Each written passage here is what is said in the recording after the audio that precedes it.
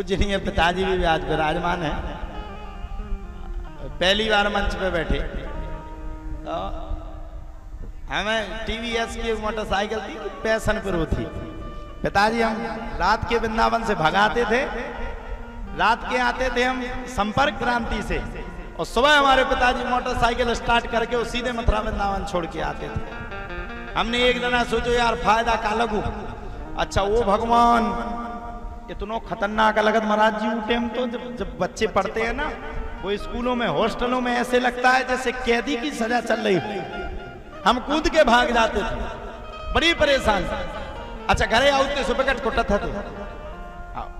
हमने एक दिन सोची हमने फायदा के चुकड़त नहीं गल्लो भगत जाओ कुट के चले आओ, और हमसे बड़ो जुगाड़ू क्यों नहीं है तू। जब दिमाग खराब हो जाए तो हम कहीं से भी व्यवस्था बना के घर आ जाते थे। जब एक बार हम सब जगह से पिट गए तो हम समझ गए कि अब पिटते ही रहे। हमने कहा पिटने से कोई फायदा नहीं है, अब तो एक काम करो पढ़ लो। फिर हमने जाकर के पढ़ाई पढ़ी और पढ़ने के बाद आज शास्त्री बन गए। तो माँ बाप का भी परिश्रम होता है। अगर हमारे पिताजी उस समय ढील डाल देते, हमारी माताजी तो कहती थी अब रहन तो नहीं पढ़ रहे हैं तो ना पढ़ने दो, लेकिन हमारे पिताजी हिम्मत नहीं हारते थे, प्रतिदिन हमें छोड़ने जाते थे। और हमें लगता है वो नहीं छोड़ते थे, उनकी आत्मा हमें छुड़वाती थी। आत्मा उनकी कहती थी कि छोड़ करके आओ, इसको कुछ और करना है, इस बालक को यहाँ मत छोड़ो, इसका काम वृंदावन में है, इसको वृंदावन तक पहुंचा करके आओ। कल को उन्हें कह रही, कल किसी ने पिताजी से बोल दिया कि वो राधा पाठशाला बन रही है। पिताजी का दिमाग खराब, रात भर से नींद नहीं आ रही। राधा पाठशाला, अच्छा हिसाब लगाते कहां से आएगा तब पैसा। बस हम कहते हैं आपके चरणों का आशीर्वाद और संकट मोचन धाम की कृपा, ये दो बनी रहे। आपका आशीर्वाद ही काफी है। आपका बालक आपके लिए और आपके आशीर्वाद के लिए कुछ भी कर सकता है। तो यहाँ जो गरीब बेटियां हैं उनके लिए उच्च शिक्षा बन पाए, वो पढ़ सकें।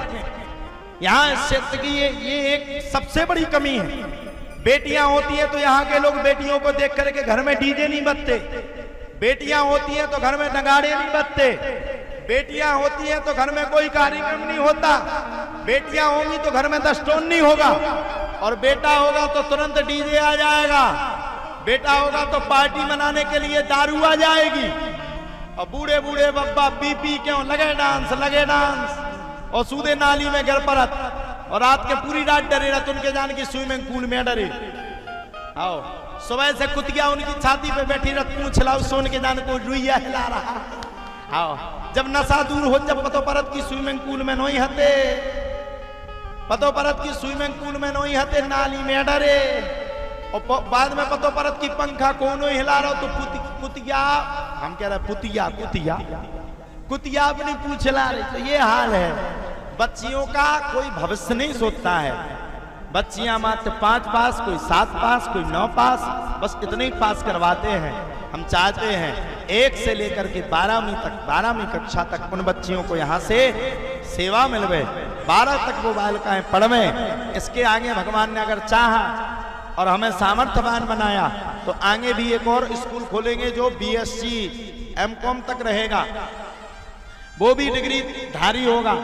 तो जो बच्ची यहाँ पर आएगी वो बचपन से लेकर के पूरी जिंदगी का ठेका हमारी संकट मोचन धाम की टीम लेगी।